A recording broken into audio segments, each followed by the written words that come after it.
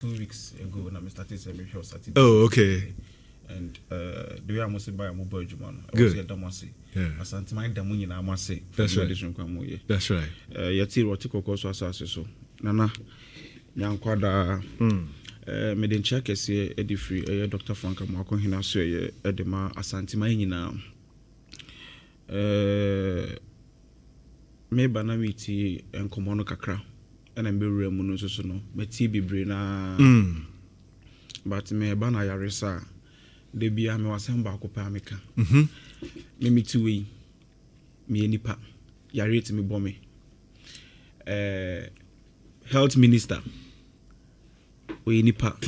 Yarete me bono. Obi bia we nipa deseni bia odidi no musuo. E won kwa bia no yarete me edan. E bono. Enti se eba ne se ye ka ayaresa ho asema ya na me pese ye fan from angler ye nyina ye behwe se ye be ye beboa ye nyina going forward. Enti no I like the way some of the doctors, no, especially confirmatory doctors, no, they almost handle issue way. I like it. And mebo health minister so abaso for ono so see no. In fact, one so bibia mu den sa kasa ba mu anema mu yemremre kakra no. Ono so nyanti ase kakra. But you see, confirmatory doctors anopay me damase. Ye nyina damase Ghana for damase.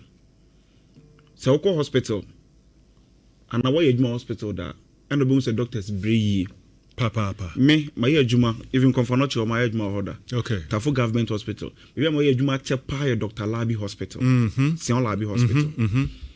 Ocean nurse is ne doctors bra or mo bra. I don't think there was a omu hia bibia your money eche edema omo. Okay. Until you use the word essential. Sure. Edema omo no. Essential services. Essential services. Edema omo no. Omu hia. What do I say? Rain or shine. Enti meme to we say me yare sisi na say de me call hospital a. Ye mbisa me say we NDC ni and now we NPP ni. Yeah. Say NPP ni yare no call hospital mbisa na so NDC ni we NPP ni. First thing is a doctor na be den e be hwe. Enti confirmatory issue na da ho no. It has been there enye nne. Ye nyina nim confirmatory bra wa bre. Ye nyina nim pemprenso a confirmatory ko dru ya ye nana ye roti kokoso na nya nkwada oba mu bi se oba be heal confirmatory otu ndi heal confirmatory. Sure. Confirmatory de senke nim se ye no be heal ba edu emre bi na confirmatory na nkasa so ye den ohia yaresa. It means a problem no enye nne and start here. It has been even a champion time me really used to be enye na confirmatory problem start here. But you see they be ameka assembly o hwe confirmatory make we na salute Irakofo. Okay. Irakofo born home modern year pa for a Kufo emergency. Okay. Yemi doesn't Kufo emergency ni ho. Ni wa. Timika se na born about so for no so intervention na or the ba confirmatory or the boy. Okay. You see government goes, government comes. Most Mahaman so by no almost there be yamboani enye bibi wo confirmatory Irakofo abe Kufo emergency dia do was sentiment mo yenya vote bebre eno no nche se ntini yenye enema ma sentiment eno almost be eye care center or confirmatory $1 billion project. Okay. Omi $1 billion project ni wie no that means a confirmatory expansion na ekoso nkakra no NPP aban bae na 8 years almost say maternity blog so dem year 8 years omo ntimi anwie maternity blog na fama confirmatory ma who project ba NPP wie de ma confirmatory for. So that should tell you say niema ye na manyofo no ye na yenye they make cannot say yes because enka aban ba ko ba obeye ye no and also ba no be bibi wo ho and we so ba no be bibi wo anka confirmatory na me no ka say enka confirmatory mo atre amanka sa o how are komi kem komu. Yes, we just say politicians are bu ani agunima bebre so. Exactly, but politicians are bu ani agunima bebre so. But politicians ni bi mu so politicians bia se bi previous and komu ye se komu buan so bibi wo no ma enka ndanye bibi ye duru ni. That's MPP. Asma me make am bo MPP because Ira otikoko so na nya nkwada ofre MPs ni nyina no so otiasema o ka kire omo me bra penyin Raf ono anim say you know to so from no or catch them say one man crying why you de dodo so okay NPP so Asante Mantam why dodo saying that time no mu 40 40 no na Asante Mantam Konfanochi komubu Asante Mantam no na Sewia Regional Hospital ewo ho Asante Mantam no na Afere Military Hospital na meka we nyina no on say hospitals na ye kan na Nkofonti ase no okwa Accra your Ridge your Bank of Ghana Hospital say mu ye den a na say sa hospitals no regional hospitals na yin ntimi a ansa na mo de akọ 37 kwalebu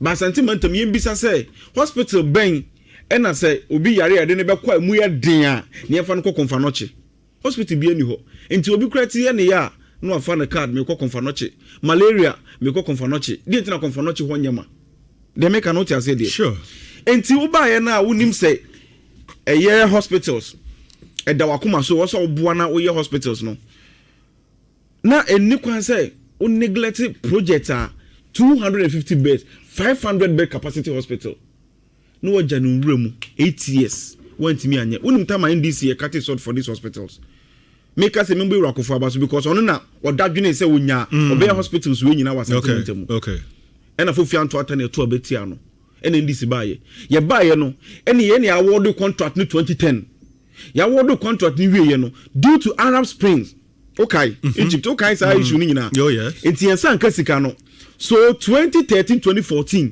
ena ye twekoma eye Barclays okay Barclays PLC of UK ena ye twekoma eye Absa of South Africa and some of mu release sika ne dia mayen ena ye buy na start ye project ni started 2014 15 16 2 years ni a year about 90% till 2 years ya be 90% ama Santeman o by 8 years for the aka no soso na Santeman enya ayaresa want to me anye in fact o kan say you out kokko so 2024 oko Sewia Regional Hospital so okwa the state of Sewia Regional Hospital ya na koduru honum no o hwe de we ade ne se ko no NPP fo ya sa be ka chese na be bia no ntem kra e de amaw na say okay mate enne me no ka say Sewia Regional Hospital ya commission ya commission 4th January 2025 ni ato aba awia ma NPP hu so mu free aba mu nti se anya bibi wa Asante Mantam ho anim say ya o me ka say ba hospital yantima anya hwe nti enko commission ya ko commission ya no 1 light ni ho 2 light ni on 2 ensuo eni ho 3 ekwan ya wo say hospital wo eni ho hospital ya commission ni o contractor na ye de contract ama no Eurojet for no e de krata ba bontin be kan say NPP for hospital no ko commission ye no it was illegal. Why illegal? Because contractor no ye procurement kakra e was a contractor no mom na hand over contract no site ready ma ban before say na ban ba be commission contractor so wie adwuma no enti yen ka no kranchire ye hu hospital light nim hospital what enso nim hospital kwanye obetimi the nurse ne wa wie school akota na hospital say light no nto anya adwuma na mitie o communicators in fact the Ashanti regional director NPP o director communication ye nu abma Poliando na wakota na TV so ka say na light wo ho so utie bi menenu yu no yes in fact enu akra ma oku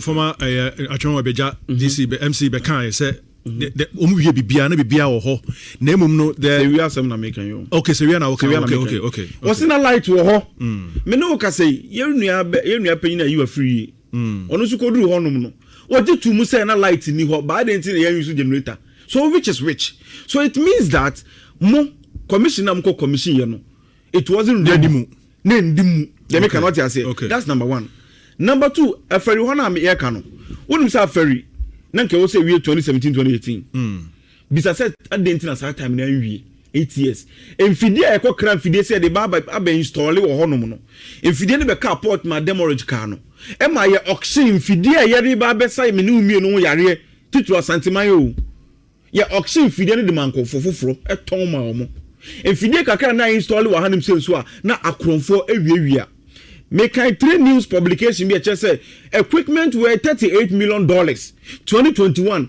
and a rotti ye a pro ye e wo Afere Military Hospital boni be na Santeman de aye boni be na Santeman de aye want me commission we am ma Asanteman and na me no ka say ye say aka be 60% be edu 60% asa na ewie Afere because transition team no na defense project defense ko transition team no dia mo de ma ye no ene na kire say meka installations bi wa wasa mo ye kra na mo nya den mo nya ye mo de contractor ne ka $85 million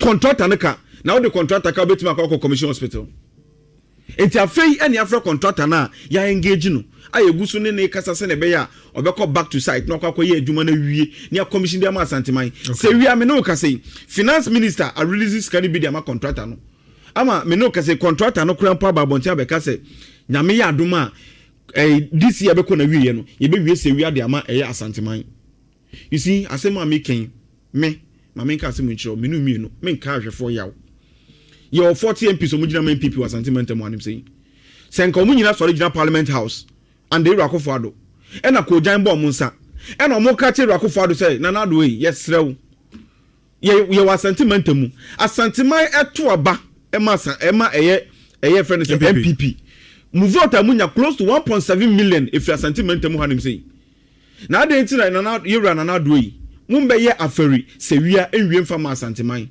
unim se nkomo kasa asimo chire MP yewra akofado a ke de anko ba be yewu ba mo ba be ye unim se men kan hwefo ya wo MP a wa sentiment mu ha MP obae na no hododo no ye tamne se ade ne konkran ye konfa no che fofi anto atakwa mu enoko firi mu kuntunu hwe na chi na eba enti se mo ye kumasi yi a ke koma ye nyina nkasa enka bibi se nya den ensi enti mo ba ye no mo neglect ye dem ate se eye me bra penyin rafo ka bibi se ono no onpeso be ka se we aban we besi we na aban we ambe da bi aban we besi we ba mo na mo se ahai na etwa mo furu ma friye ba ma hu mo MP so makotena TV so ka se o mo faili asanteman you are Vincent Asefua oso ma ntima nya project ama asanteman oso nam kra no aferi mo regional minister ekoye na nanom anim ekoka kira mo se na nanom contract de ama contract de e ba no nyuma mpuntunduma e de bebre na ama contract o asanteman mu a ba nde na na ma men ka no krenkyere mo ye ni sika na de ma contract sika bia ni ho enti wa wo do contract na sika bia ni ho contract abeto yan so no wa ntima anya hwe anfa ho na wo koka yesi I have made project me ba o confirm no chekwa mu bu no what is NPP ni bia ka se enfo bi cover made project o adentra because a 40 bed capacity hospital 40 by 5 saying 200 yeah 200 bed capacity hospital say we are a 250 bed capacity hospital and kwa e cancel out momo dia mo se ma ye vamid enti mo wo eye enkran no amo parliament house no ye nyaka Ridge Hospital na sentiment mo MPP 40 MPs no Ridge Hospital mo se ye kwa no ho till Bank of Ghana Hospital ye mfa nko nkran a sentiment mo ye se vamed 40 bed ye mfa bra sentiment mo na mo dia sentiment bro ye roche kokon so ka asem kire se obienu ochi for asem pakodo enti se bibi pa ba sentiment mu na se mo njintumu dia mo mbo ma sentiment ensipinsi dia then we will treat mu say mo nya bia mo dwuna sentiment ho all right ba me ka cha sentiment ndisi aba okay ye ne start project no yes ye be wie project no dia ma sentiment Hussein me da say Hussein na mo ten in Kano I Nhyira 104.5